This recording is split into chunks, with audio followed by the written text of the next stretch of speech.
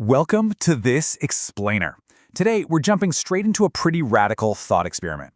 What if we completely reimagined the astronomical scale of United States defense spending? We're going to take a hard look at the numbers, step entirely outside of our current reality, and try to visualize a totally different system of national priorities. If you're someone who loves seeing massive data applied in, well, highly unconventional ways, you're going to find this absolutely fascinating. We're all basically conditioned to equate national strength with military might, right? Big arsenals, global force projection, the whole shebang. But what if we completely flipped that paradigm? What if a nation's true defense is actually the health, education, and overall resilience of the everyday people living inside it? To set the stage, here's a pretty wild historical detail. The U.S. actually hasn't had a formal Department of War since 1947. That's when it was renamed the Department of Defense. And that little historical footnote really sets up our entire philosophical premise. If the goal is genuinely defense, and not just war, what if we defended the nation by funding human flourishing instead of just weaponry? Okay, to really ground this experiment, we need a number. And we're going to run with the upper-end estimate of annual U.S. defense-related spending, which is a mind-boggling $1.5 trillion. Now, why the upper end? Well, because true defense spending isn't just the base Pentagon budget. Once you factor in veterans care, nuclear programs, intelligence agencies, and the massive debt from past wars, it balloons to roughly $1.5 trillion a year. That right there is our sandbox for today. Now, it's honestly kind of hard for the human brain to process a trillion of anything. So let's put it into perspective. Think about the heavy strain of childcare or college tuition on an average family right now. You could fully fund universal pre-K, provide free public college, effectively end homelessness, and guarantee universal childcare across the entire country, and you wouldn't even come close to spending half of that $1.5 trillion. The contrast is literally staggering. Section 1. The Department of Peace. Allocating $1.5 trillion for human flourishing. Let's see how this breaks down. If we slice up this massive pie, the source material divides it into 5 major categories of domestic infrastructure. We're looking at huge chunks for healthcare, education, housing, infrastructure, and science, with the rest going toward food security and civic programs. Let's dive into what each slice actually buys us. All right, starting with the biggest slice, a whopping $400 billion every single year, dedicated straight to universal healthcare infrastructure. So what does that actually look like on the ground? Well, it fundamentally shifts our national focus to preventative care. We're talking about building thousands of brand new community clinics, saving and revitalizing rural hospitals that are currently shutting down, and massively expanding mental health and addiction recovery facilities. Right now, we spend an enormous amount of money treating preventable illnesses after people get sick. By investing this $400 billion up front, the idea is we'd see fewer emergency room crises, vastly lower long-term costs, and most importantly, much longer, healthier lives. Next up, we have a massive $300 billion proposed for what they call an education renaissance. Just imagine this for a second. Every public school in the country is fully funded. Teacher salaries are raised so dramatically that teaching becomes one of the most highly sought-after professions out there.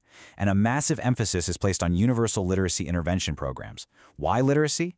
Because knowing how to read proficiently profoundly alters a person's lifetime earnings, their health outcomes, and it drastically lowers incarceration rates. In this model, literacy is quite literally a foundational defense strategy. Moving right along to basic survival, $250 billion annually is directed right at housing and homelessness. And we aren't just talking about building a few apartment complexes here. Think of this like a Habitat for Humanity effort, but put on steroids and executed on a relentless national scale. It covers transitional housing, dedicated mental health housing support, and robust housing programs for veterans. At $250 billion a year, this initiative is so massive it could literally transform the landscape of entire cities and functionally eradicate involuntary homelessness. Rounding out the core infrastructure, the budget imagines $200 billion for infrastructure renewal. That's repairing bridges, roads, water systems, and building resilient clean energy grids. At the exact same time, another $150 billion pushes the boundaries of scientific innovation. That means pumping unprecedented funds into AI labs, accelerating space exploration, and aggressively funding research for things like cancer and Alzheimer's. The final allocations ensure basic human needs are met while actually fostering some national unity. $100 billion is dedicated to food security. Think urban farming and comprehensive school meals to guarantee no child in America ever goes hungry. The final $100 billion funds a modern civic Peace Corps. It's this brilliant concept where young people actually earn tuition support by physically rebuilding their own communities. kind of like a modern version of the Civilian Conservation Corps. Section 2. The barriers to change. What would it actually take? Now, as absolutely fascinating as this thought experiment is, there are three massive real-world hurdles that make reallocating these funds incredibly difficult. We're talking about everything from shifting linguistics to deep-rooted cultural transformations. Let's break them down. The very first hurdle is completely redefining the word security. Right now, national security is framed almost exclusively around military dominance. But real threats to a nation's stability increasingly look like climate disasters, pandemics, addiction, and declining literacy. As the COVID-19 pandemic exposed so clearly for all of us, the real threats to a wealthy nation are often internal vulnerabilities and a lack of resilience, rather than external military attacks.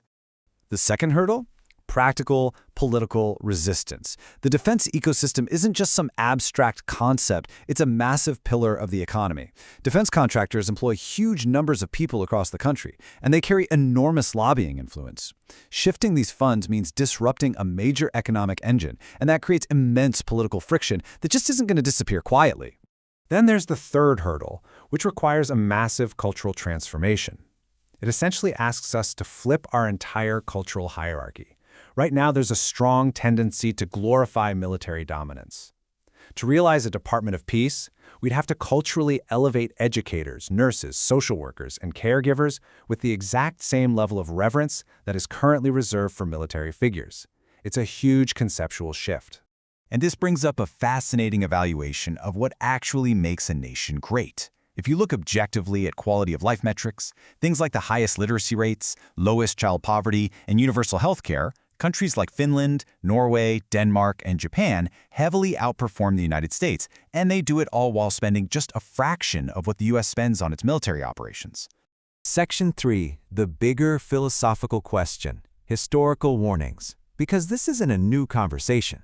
Decades ago, Dwight D. Eisenhower, a five-star general who literally led forces in World War II and served 2 terms as president, explicitly warned America about the growing unchecked power of the military-industrial complex in his farewell speech. Even back then, he clearly saw the potential for this kind of spending to completely warp national priorities. And then, there's this profoundly uncomfortable warning from Martin Luther King Jr. He argued that a nation continuing year after year to spend more money on military defense than on programs of social uplift is approaching spiritual death. That quote really hits hard when you're staring down a $1.5 trillion budget, doesn't it? Which brings us to the end of our explainer. Look, the idea here isn't to eliminate defense overnight. The goal is to spark a real conversation.